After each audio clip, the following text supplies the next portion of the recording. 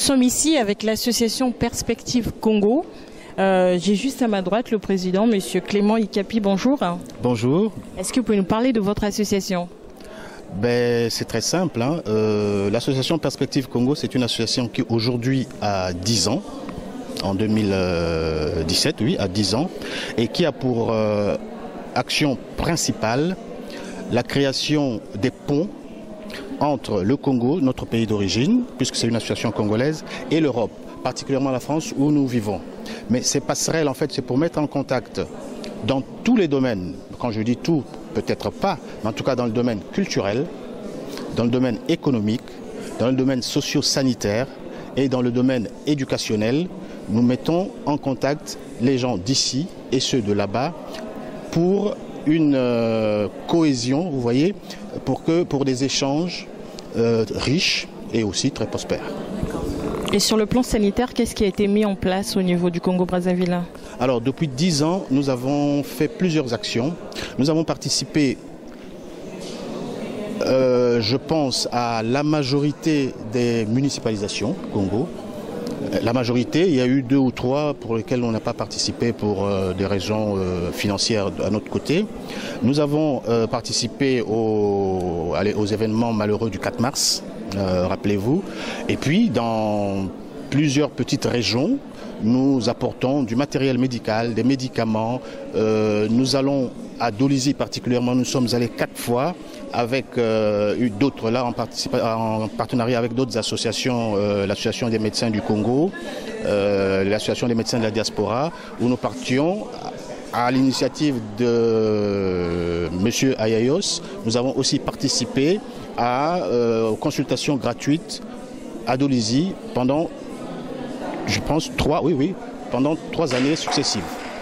Voilà. Vous avez un retour sur les actions que vous avez menées aujourd'hui? Oui, les retours, nous les avons chaque fois, évidemment. Mais vous savez que le suivi au niveau de nos pays, c'est toujours difficile. Mais pour avoir le retour, il faut qu'on y aille sur place. Nous y allons, nous-mêmes. Nous allons voir. Il y a des patients que nous avons vus 2 ans auparavant, qui reviennent, qui sont contents, qui viennent nous donner leur témoignage. Et nous, la plupart des retours, c'est comme ça. Enfin, toutes les actions que nous menons sur le plan sanitaire, nous faisons un compte rendu que nous déposons au ministère, à la Direction générale de la santé publique à Brazzaville. D'accord. Et si je comprends bien, vous travaillez avec des cliniques, des centres... Avec des hôpitaux, nous ne travaillons pas avec les hôpitaux, les cliniques privées, toujours avec des hôpitaux publics. Dans le plan, ça c'est sur le plan sanitaire. Voilà. Mais ce n'est pas notre seule activité. Nous, notre plus grande activité, c'est ailleurs que sur le plan sanitaire. Notre plus grande activité, c'est sur le plan artistique, représenter le Congo ici. Sur le plan économique, nous avons organisé ici 3 journées culturelles. Nous organiserons cette année aussi, dans l'année 2018, effectivement, la 4e journée culturelle du Congo et notre 10e anniversaire. D'accord, avec des artistes congolais qui sont ici en France? Les artistes congolais qui sont en France, effectivement, c'est très difficile d'en faire venir. Mais si par hasard nous avons un qui est sur place, on le récupère et il participe avec nous. Habituellement, c'est avec des artistes congolais, pas seulement en France, mais en Europe. Parce que le déplacement, c'est plus facile en Europe. Donc nous travaillons sur le plan culturel avec des artistes qui sont en Europe.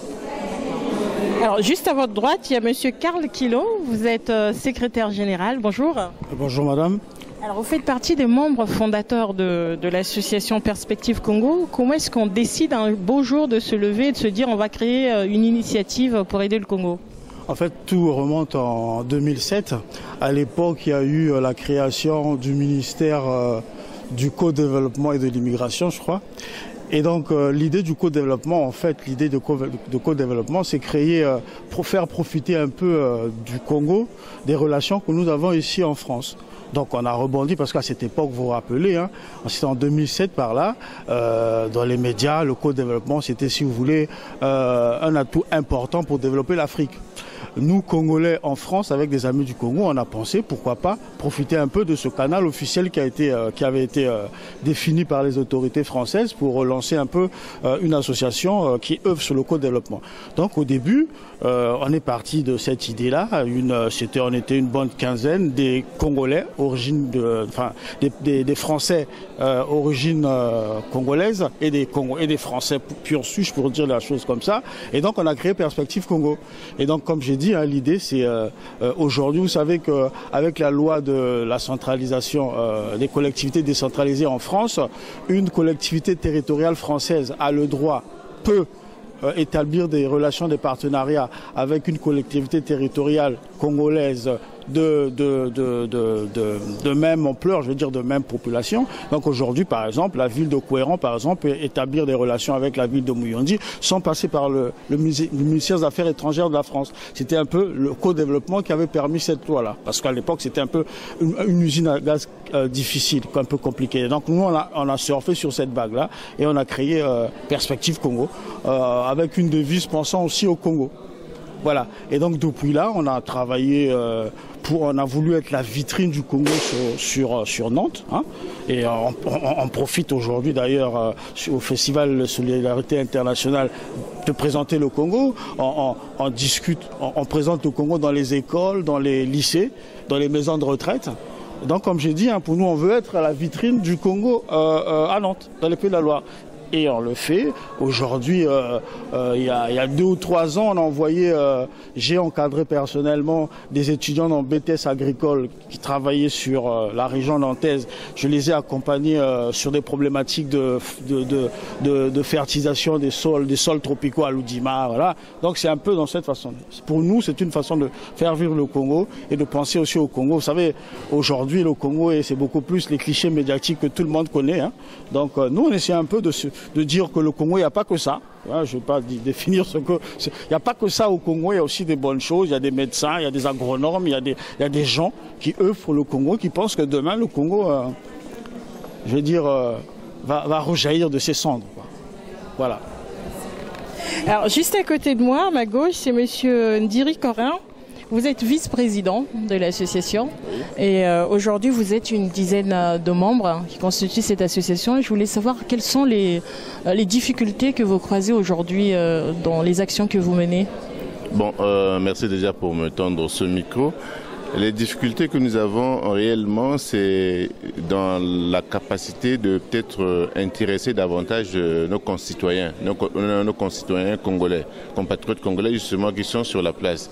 Nous sommes une association qui a une autre philosophie que la philosophie de certaines associations qui s'articule sur ce qu'on appelait hier, ce qu'on appelle souvent dans notre pays les musiki, les mutuelles ou l'entraide. Mais nous, ce n'est pas systématiquement de l'entraide en fait. Nous, c'est réfléchir sur des projets qui peuvent justement montrer ce que c'est que le Congo. Et du coup, il y a une démarche d'explication. Hein. Le président, il donne des orientations. Karl, qui est le fondateur d'ailleurs de la structure, vous avez écouté ce qu'il vient de dire. Et de mon côté, j'essaie de faire de telle sorte qu'on puisse ventiler le message que Perspective Congo intéresse et doit intéresser tout le monde, de sorte que chacun vienne avec ses initiatives, ses idées pour montrer ce qu'est le Congo réellement. Parce que le Congo n'est pas seulement le blabla, il y a du pragmatique, il y a des choses concrètes qu'on peut réaliser dans notre pays. Et partons d'ici. Donc, servons de cette vitrine qui est Perspective Congo, qui apporte beaucoup de diversification dans les réflexions pour apporter une lumière sur ce qu'est la richesse de notre pays et naturellement ça contribuerait au co-développement dans notre pays. Voilà un peu le sens de l'action qu'on essaie de mener au sein de Perspective Congo. Alors au bout de 10 ans, quel bilan vous pouvez faire de ce que vous avez mené comme action non seulement sur place ici à Nantes mais aussi au Congo? Bon, on ne va pas dire un bilan négatif ou un bilan positif, mais il y a un bilan en ce sens que l'existence est là.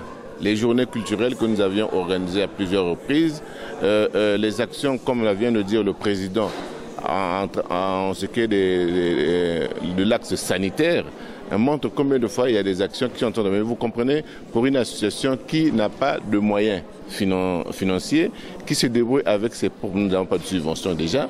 C'est pas toujours évident de faire une continuité de sorte qu'on puisse voir les choses. Donc du coup, on peut se poser, mais cette association Perspective Congo, on ne la connaît pas, on la voit jamais. En fait, nous, on n'a pas cette démarche de faire une campagne de publicité pour elle.